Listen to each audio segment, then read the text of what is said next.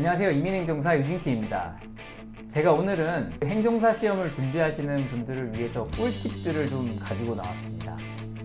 행정사 시험이 10월 5일 2차 시험이 잡혀 있고요. 한 2달 반 정도 남아 있는 것 같습니다. 제가 번역행정사를 2회로 합격을 했고요. 그 다음에 9회로 일반행정사 시험을 합격했거든요. 한 2번 정도 시험을 치르다 보니 그때 제가 써먹었던 시험 준비하는 노하우 이런 것들이 좀 있어서 공유를 해드릴까 합니다.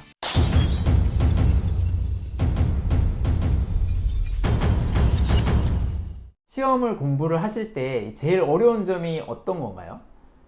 저는 시험 공부하려고 딱 자리에 앉았는데 이제 졸음이 몰려오는 거 되게 힘들었던 것 같아요. 특히 시험 준비를 단기간에 하시는 분들 있잖아요. 저도 행정사 시험 2차 같은 경우는 한 단기간에 준비를 해야 된다는 어떤 일정 같은 게 좀 있었거든요. 그러다 보니까 하루에 한 8시간 이상 책상에 앉아 있으려고 노력했던 것 같아요. 근데 이럴 때 책상에 앉아서 졸음이 몰려오고 효율이 좀 떨어지면 정말 답답하거든요. 책상에 앉으셨을 때 졸음이 몰려오는 이유는 일명 혈당 스파이크라고 하는 그 작용 때문인데요. 우리가 밥을 먹고 나면은 밥이 소화되면서 혈당이 올라갔다가 급격하게 떨어지는 과정에서 컨디션이 나빠지고 이제 졸음이 몰려오게 되는 거거든요. 이 혈당 스파이크를 막을 수 있는 방법들 3가지를 제가 오늘 알려드리려고 하는데요. 한번 들어보시고 자신에게 잘 맞는 부분이 있다라고 하면은 적용해 보시면 좋을 것 같아요. 첫 번째는요. 먼저 식사를 좀 조절하는 거예요. 우리가 탄수화물을 좀 과도하게 섭취를 했을 때 이제 혈당 스파이크가 일어나게 되거든요. 단순히 식사의 순서만 조금 바꾸셔도 혈당 스파이크를 떨어뜨려서 졸음이 몰려오지 않게 하는 방법이 있습니다. 그게 바로 야채를 먼저 드시는 거예요. 제일 먼저 야채를 드셔주시고 그 다음에 단백질을 섭취하고 마지막으로 탄수화물을 섭취하는 방법인데요. 이렇게 하시는 경우에는 야채에 있는 식이섬유들이 포도당의 흡수를 막아주기 때문에 혈당 스파이크가 50% 정도 떨어진다고 합니다. 혈당 곡선이 완만하게 유지가 되면서 졸음이 오는 것을 좀 완화를 시킬 수가 있는 거거든요. 반갑두야.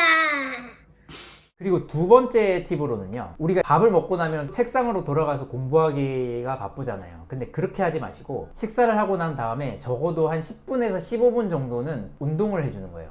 가벼운 걷기나 계단 오르기 정도만 하셔도 충분하거든요.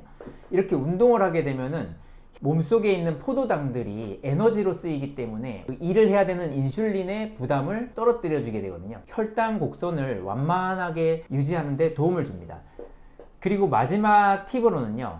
식사 전 식초를 드셔주는 건데요. 식초가 산도가 5% 이상 되기 때문에 그대로 드시면 건강에 문제가 있을 수가 있고요. 물을 많이 넣으셔서 식초물을 희석하신 상태로 적당히 드셔주는 겁니다. 이렇게 식초를 드셔주게 되면 식초에 있는 아세트산 성분이 우리 몸에서 탄수화물을 포도당으로 분해하는 그 아밀라제죠, 효소의 작용을 일시적으로 막아주는 효과가 있다고 합니다. 그래서 이 식초를 드셨을 때 혈당 곡선을 많게는 70%까지도 떨어뜨린다는 연구 결과가 있어요. 그래서 식초를 드셔주는 것도 오전이나 오후에 찾아올 수 있는 식곤증을 막아주는데 아주 효과적이라고 볼 수 있을 것 같아요. 안녕, 가두야.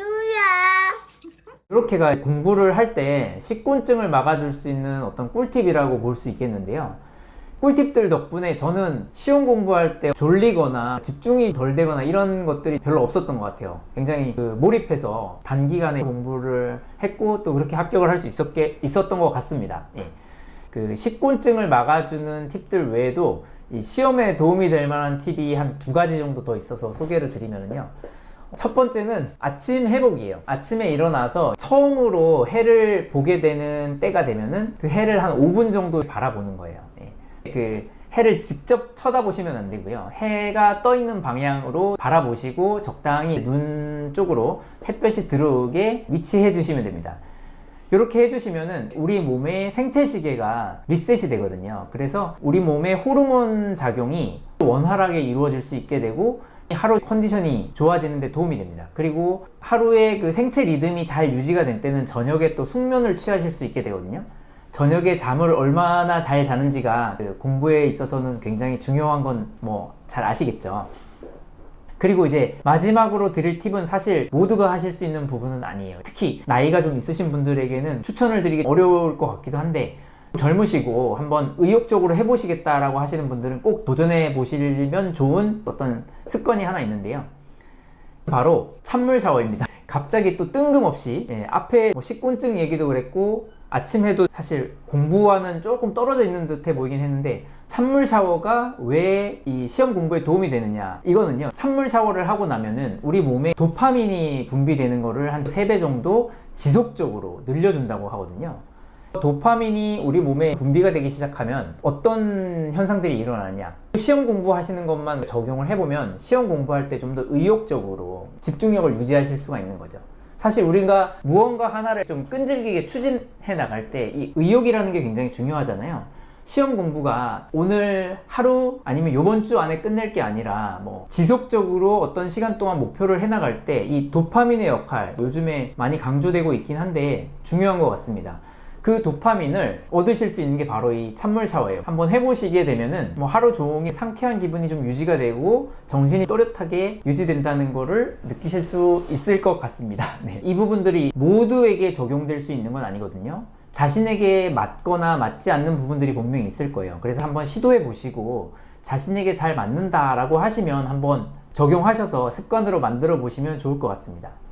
네, 요즘에 날씨가 좀 후덥지근하고 시험 공부하기가 그렇게 좋은 날씨는 아닌 것 같아요.